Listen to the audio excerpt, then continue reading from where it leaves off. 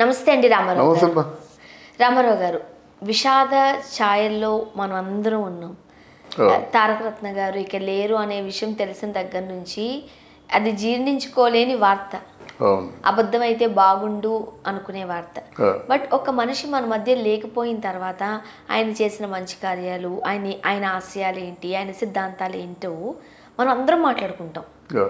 So తారక రత్న గారు ఇక లేరు అన్న తర్వాత అసలు ఆయన ఇష్టాలు, ఆయన ఏం చేద్దాం అనుకున్నారు, ఆయన అభిప్రాయాలు ఒక్కొక్కటిగా బయటకు వస్తున్నాయి.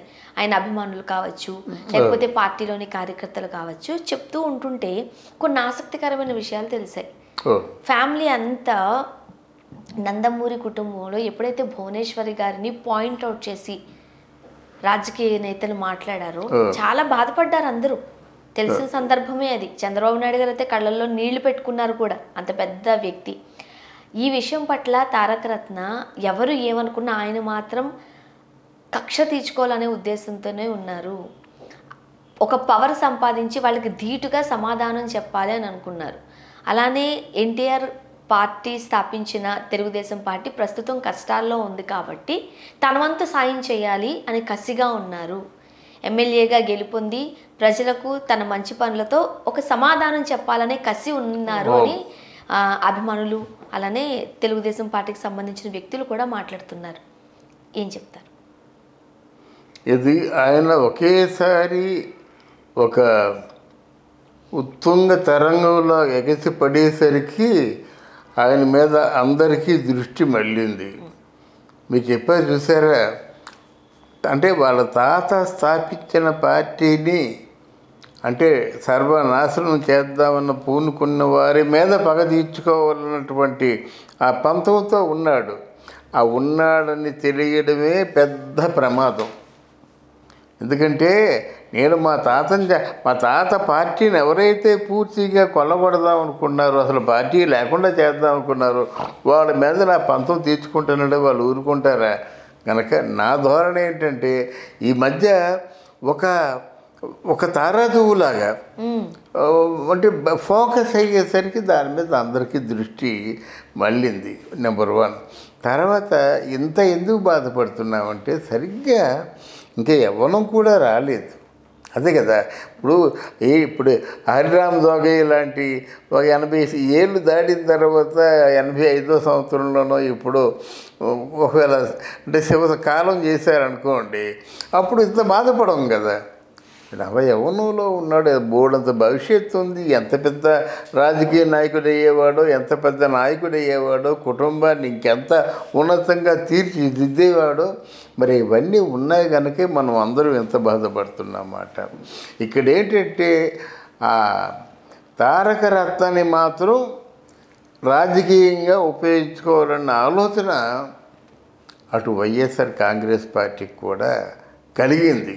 కలకపోతే ఇంత అంటే ఎప్పుడైతే కుప్పకూలిపోయాడో వాళ్ళు కుప్పకూలిపోయిన తారక రత్న ఫినిష్ అని వాళ్ళ నాయకులు, వాళ్ళ తాలూకు మంత్రులు చెప్పడం చాలా అనుమానంగా లేదు?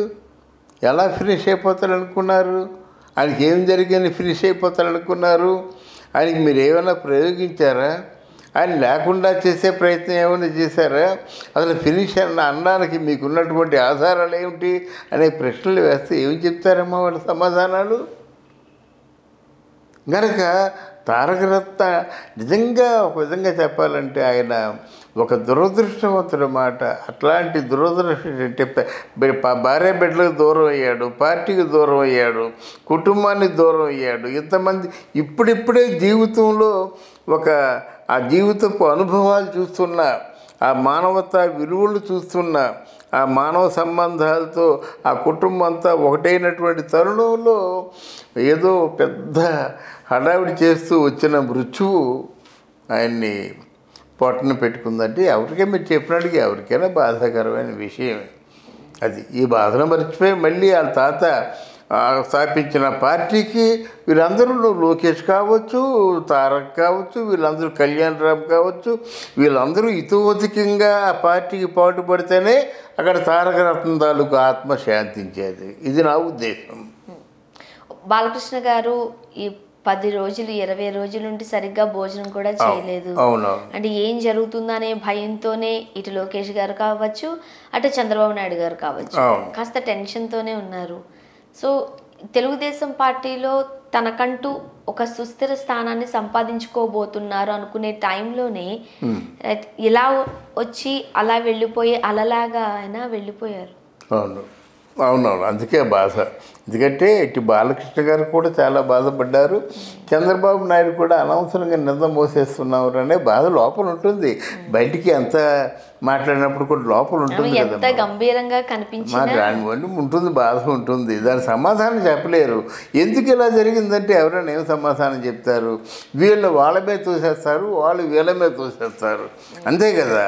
అంతేగాని నిజంగా సమాధానం చెప్పగలిగినటువంటి ధైర్యం ఎవరికీ లేదు. కానీ ఏదేమైనా తారక రత్న చాలా మంచి కుర్రాడని ఇనానిమస్గా అందరూ అంటున్నారు అన్నమాట. వ్యక్తిగతంగా మంచి కుర్రాడు, ఎవరిని ఏమనేవాడు కాదు, కుటుంబం అంటే అపేక్ష ఉండేది, తన కుటుంబం పట్ల అపేక్ష ఉండేది, తను ఎంత అవమానం చేసినప్పుడు తల్లిదండ్రులు అంటే విపరీతంగా ప్రేమించేవాడు. ఇవన్నీ వింటున్నాం కదా. అందువల్ల తారక రత్న అంటే ఒక విధమైన ప్రేమ అభిమానం మనకు కలుగుతుంది. బాలబాబాయ్ అని పిలిచేవారు అని. అవును, అంటే బాలకృష్ణ గారికి తారక రత్న అంటే చనువు ఎక్కువ ఉంటారు. అది వాళ్ళ ఇద్దరి మధ్య ఉన్నటువంటి అనుబంధం అంతగా పాపం తట్టుకోలేకపోయాడు. బాలకృష్ణ కూడా చాలా ఏడుపు బోరుమని ఏడ్చేసి తట్టుకోలేకపోయాడు అన్నమాట. అది తారక ఏమనుకున్నట్టే ఇప్పుడు తారకు తర్వాత కళ్యాణ్ రాము ఈయనతో కలుస్తున్నారు తారకరత్నంతో. కనుక మొత్తం అందరూ వాళ్ళ ముఖాలు చూసినట్టయితే ఎంత ఘోరంగా ఎంత బాధగా అన్నీ మర్చిపోయారు. వాళ్ళకి సెలబ్రిటీస్ అనే విషయం మర్చిపోయి దుఃఖపడుతుంటే చూసే వాళ్ళందరికీ కూడా గుండెలు కదిలిపోతున్నాయి అన్నమాట. కళ్ళల్లో నీళ్ళు తప్ప ఎవరికి మాటలు కూడా రావడం. అవునవును, ఏం మాట్లాడతారమ్మా? ఇది ఏమంటే అది విధిని మనం తిట్టలేం కదా. ఏదేమైనా అల్టిమేటం ఏంటంటే విధి ఎత్తుకుపోయింది, మృత్యు ఎత్తుకుపోయింది. ఆ మృత్యువుని మనమే అనగలము. ఎవరు చేసినా ఎవరు ఏం ప్రయోగించినా మృత్యువే కదా. మృత్యువు అంటే భావబంధాలకి ఈ మానవ సంబంధాలకి దూరం చేసేసి ఏదో ఆ లోకాన్ని తీసిపోతుంది కదా. ఎవరు అనగలవు? అలా పైకి చూస్తూ నాయనా నీ ఆత్మకు శాంతి కలగాలి అని చెప్పడం తప్ప. 9 సినిమాలు ఒకే రోజు స్టార్ట్ చేయడం ఎప్పటి వరకు ఎక్కడ వినలేదు కనలేదు. ఇక ముందు కూడా నాకు తెలిసి జరగకపోవచ్చు. వరల్డ్ రికార్డ్ నమోదు చేసుకున్నారు. అండ్ హీరోగా ఆయనకి అన్ని మార్కులు పడకపోయినా విలన్ గా మంచి మార్కులు పడ్డాయి.